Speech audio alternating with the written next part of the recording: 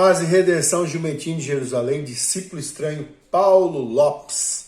Vamos dar início então com o tema Missa ou Celebração da Palavra. O que tu queres, o que a igreja diz, vídeo de exposição para você que quer as bases, continuar estudando e também lá no grupo de formação ponto a ponto, diálogo por diálogo, até terminar o assunto. Segura que agora nós vamos dar início então. Isso tudo surgiu em 1961 com a carta de um velho padre cansado. Ao longo do dia, já era tarde, quase noite, nem almoçado tinha. Padre José Nunes Coelho escreve uma carta em plena época do Concílio Vaticano II, ao seu bispo, o bispo Belchior. Ele escreve a carta lamentando, falando das suas mazelas, que estava cansado e com muito serviço, e se não podia, porventura, autorizar alguém que pudesse ajudá-lo a distribuir ao menos a Sagrada Eucaristia. Então esse contexto histórico, fato verídico no Brasil, aqui é Brasil, Então ele escreve essa carta e chega até o bispo Belchior, que de algum jeito, de alguma forma, estava lá, bispo conciliar, inseriu aos cardeais e foi unânime os cardeais e os monsenhores, os estudiosos, os padres conciliares, dizendo que não, para as hóstias consagradas, mãos ordenadas e consagradas. Então, esse contexto acontece entre 1961 a 65. Já estava findando ali, terminando o concílio, quando houve uma positiva. Realmente essa carta conseguiu atingir aquilo que hoje nós conhecemos como messes, agentes extraordinários da distribuição da Eucaristia. Aquele que auxilia, que faz as vezes de auxiliar, de um encargo, segundo o direito canônico, de um encargo para auxiliar na distribuição da Eucaristia, quando tem muitas pessoas, quando lhe falta, quando falta o sacerdote.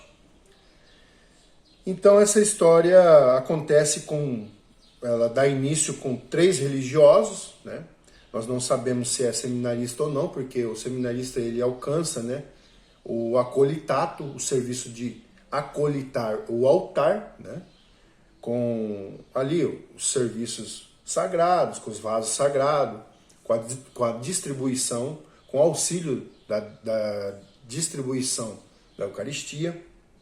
Então Paulo VI ele autoriza esse fato inédito para toda a igreja, e também ele vai autorizar em caráter de experiência 10 homens homens não ordenados, leigos, para que trabalhassem junto ao seu bispo.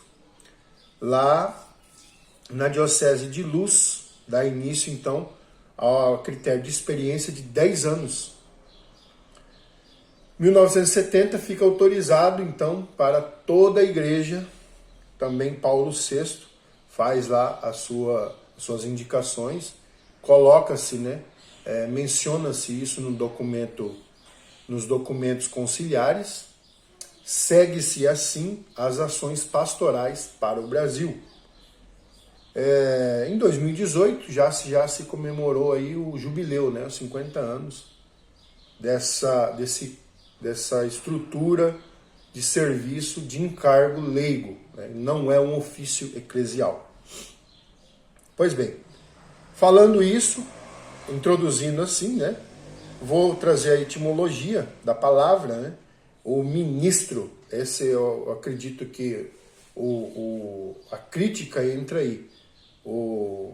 Não é um ofício eclesiástico, é uma incumbência de um cargo por necessidade, por falta grave, na ausência do presbítero. Então, do hebraico vem o sar, S-A-R. E para o sacerdote, para o varão ordenado, tu és sacerdote para sempre, segundo a ordem de Melquisedeque. Não há confusão. Não há confusão entre o serviço, a necessidade e a pessoa, a natureza da pessoa, do homem ordenado. Então, às vezes, muitas das vezes nós encontramos os erros disso tudo, os abusos disso tudo. E por isso estamos levantando esse tema para estudar ponto a ponto com 12 candidatos. Foi selecionado 27 e 12 nós vamos aprofundar ponto a ponto. Mas quero deixar para você a etimologia da palavra minister. Minister vem do latim.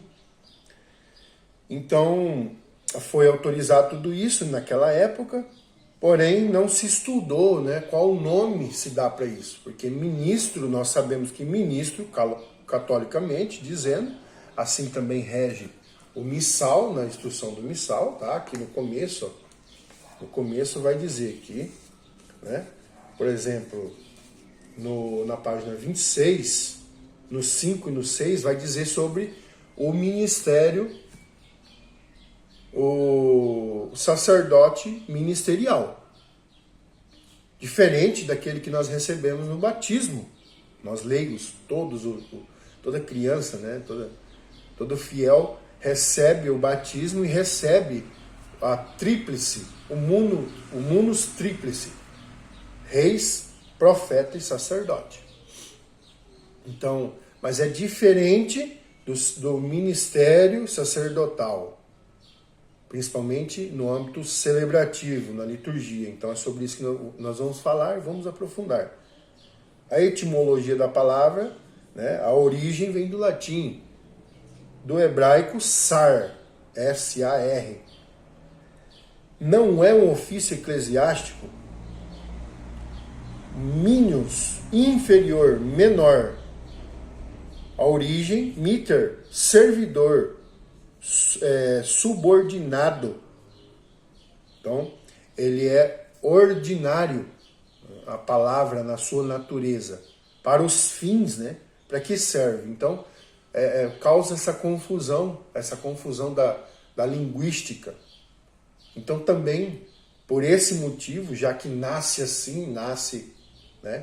esporadicamente de um relato triste de um padre, de um sacerdote, com muitos afazeres, sim, é verdade, é fato. O direito canônico rege os ofícios, os deveres, o dever e o direito do sacerdote, do varão ordenado, do ordinário local. Então, o padre, bispo ou diácono, que tem o grau da ordem, é diferenciado de nós leigos, de uma incumbência, de um encargo por motivo grave, justo, pela falta e ausência do sacerdote. Nós sabemos, rezemos pelo sacerdote, mas a igreja não é a casa da mãe Joana. Espera lá. Século XVI e XVII, a estrutura da Europa começa a lançar essa palavra ministro, até chegar para nós erroneamente, como chefe, como no português, por exemplo, aquele que ministra, ministerium, ministrarium, administrare, maestro, magistrado, magis, magis significa mais, maior. Então, há essa confusão do entendimento através, principalmente, da criação, para que serve, e a sua palavra, sua origem. Se nós pegarmos os relatos bíblicos, não existe, não existe, não tem base bíblica para o serviço, a função messe, Agora, é fato que acontecem os erros, a imitação da missa, a imposição de mãos, as bênçãos, que não funcionam, não provém do leigo, a bênção. A bênção provém do varão ordenado. Então, os abusos litúrgicos surgem aí. A falta de formação e informação. Aqui, por exemplo, aqui, o intuito não é de convencer você, convencê-lo a algo. A doutrina já existe, é fato. Nós é que devemos ter fé, viver, testemunhar aquilo coerentemente. O Paulo é contra, é a favor? Não, eu sou contra os abusos, né? Os semideuses que brotam disso tudo, a soberba, a ignorância, né, no ponto de vista formativo. Para você ver a frase dos santos, né, a respeito da missa. Se nós entendêssemos, né? Se nós entendêssemos, São Bernardo de Claraval, toda missa diminui teu purgatório. Toda missa alcança-te um grau de glória maior no céu. Fica sabendo, ó cristão, que mais merece ouvir devotamente uma só missa do que distribuir todas as riquezas aos pobres e peregrinar por toda a terra. São Bernardo de Claraval. São Jerônimo, mês da Bíblia, agora aí, ó. Nosso Senhor nos concede tudo o que lhe pedimos na Santa Missa. O que mais vale é que nos dá ainda o que nem sequer cogitamos pedir-lhe, e que, entretanto, nos é necessário. A Santa Missa. Cura d'Ars. Se conhecêssemos o valor do santo sacrifício da missa, que zelo não teríamos em assistir a ela? São Francisco de Sales. A missa é o sol da igreja. Então não podemos viver na escuridão, nas trevas, no obscuro da falta de formação. Não podemos trocar a missa pela celebração da palavra. E isso não é menosprezar o serviço, as pessoas. Nós não falamos contra as pessoas. Não é contra homens de carne e sangue que lutamos. Agora, que há o abuso, há. Isso é real, é fato, é verídico mesmo. Então, você pode comentar. Aí, principalmente, tem que se entender nesse ponto, nessa crítica que faço agora, nessa formação que vamos fazer, a santificação do dia do domingo. A doutrina sobre o dia do domingo, dia santo. Né? Sabemos que os judeus guardavam o sábado, e até as escrituras narram, tem base. Mas para nós cristãos católicos, é o domingo. O domingo, a nova aliança, o domingo, foi no domingo que o Senhor ressuscitou. Então, é incabível, é impensável uma comunidade que não se celebra a Eucaristia no domingo. Ou que se troca o domingo, o varão ordenado por um leigo, por um mero culto, né, que surgiu assim, do jeito que estou dizendo. Eu deixo a base e você pode contestar, pode fazer o seu estudo. É muito rica a celebração do domingo, a doutrina do domingo. Catecismo da Igreja Católica 2175, né? Ainda Catecismo da Igreja Católica 2176. Então, é muito lindo, forte e ao mesmo tempo nos impele a viver uma vida eucarística, né? Como diz o direito canônico, tudo orna e se vive através da Eucaristia, da augustíssima e majestosa Eucaristia. Cometem pecado grave aquele que falta ao preceito dominical. Catecismo da Igreja Católica, 2181. Código de Direito Canônico, 1247. Contempla ordenamento quando diz que no domingo e os outros dias de festa de preceito, os fiéis têm a obrigação de participar da missa. Então, muitas das vezes nós chegamos em algum local, alguma comunidade, e não tem missa, não tem o padre. O que fazer? Vá para a próxima missa. Reze na sua residência, se faltou, se não vai ter, se não tem expectativa, né, de ter missa. Agora, a celebração da palavra não é missa. Não substitui a missa. O leigo, o mestre, não faz as vezes do sacerdote, de jeito nenhum, de maneira nenhuma. Não abençoa nada, por exemplo, nenhum objeto. E quantas vezes nós vemos o leigo, o mestre, impondo as mãos, proferindo as vezes de quem preside. Quem preside é o varão ordenado, o padre. Tu és sacerdote para sempre, segundo a ordem de Melquisedeque. O leigo não faz isso. Então, esta é a crítica e também a denúncia.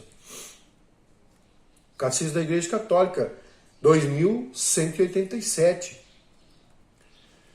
O repouso dominical, o repouso familiar, né? São João Paulo II escreve uma carta apostólica, Dies Domini, dia do domingo, e reflete profundamente a respeito do domingo. O missal, né, como eu já disse aí no começo, página 26, artigo 4 e artigo 5, a instrução do missal romano, a respeito do sacerdote. Então, 2 pontos é importante entender.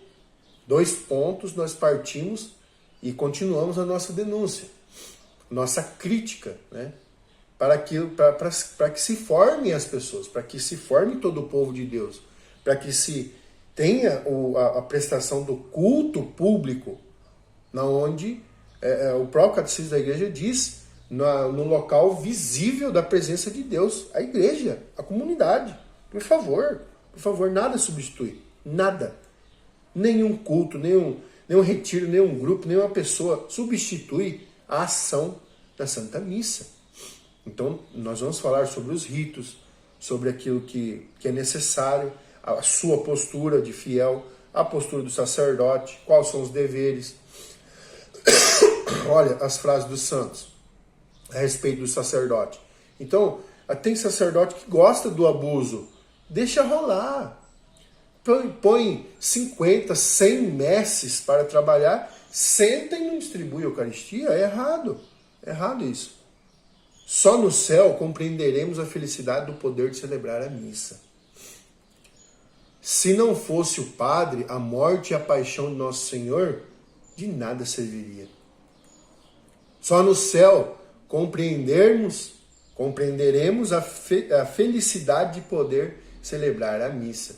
Então, São João Maria Cura d'Ars, né? O padroeiro dos padres e dos párocos. Então, fica a dica aí. Santa Catarina de Sena vai dizer: quem é que faz Jesus descer as puras hóstias? Quem coloca Jesus no sacrário? Quem é que dá Jesus às nossas almas? Quem é que purifica os nossos corações para que possamos receber Jesus? É o sacerdote. E só o sacerdote. Então tem algumas bases bíblicas, ainda ela vai narrar, a doutora da igreja, Santa Catarina de Sena. Ele é o ministro do tabernáculo. Hebreus 13:10. É o ministro da reconciliação. 2 Coríntios 15:18. É o ministro de Jesus para os irmãos. 1 Coríntios 1:7. É o dispensador dos mistérios divinos. 1 Coríntios 4:1. São João Dom Bosco, um padre ao paraíso ou ao inferno. Nunca vai sozinho. Vão sempre com ele as almas, em grande número, ou salvas pelo santo ministério, ou com seu bom exemplo, ou perdidas pela sua negligência e não cumprimento dos próprios deveres pelos seus maus exemplos. Padre Pio, para ficar pesado agora, Padre Pio de Pietrelcina dizia: o sacerdote é um santo ou é um demônio. Ou santifica ou arruína. E que desastre incalculável não provoca o sacerdote que profana sua vocação com um comportamento indigno, ou que calca aos pés ao negar seu estado de consagração e eleito do Senhor. Tu és sacerdote para sempre, segundo a ordem de Melquisedeque. Então eu deixo para vocês essas bases. Vou agora dar início com os 12 lá para nós, ponto a ponto, trabalharmos esse grande mistério que é a missa e esse serviço extraordinário, né? Extraordinário para fora, né? Para fora, não é profano, é para fora. Esse servir de um bom mestre que deveria atender as enfermarias, as carcerarias, né? Que deveria levar, acompanhar o sacerdote na administração dos sacramentos.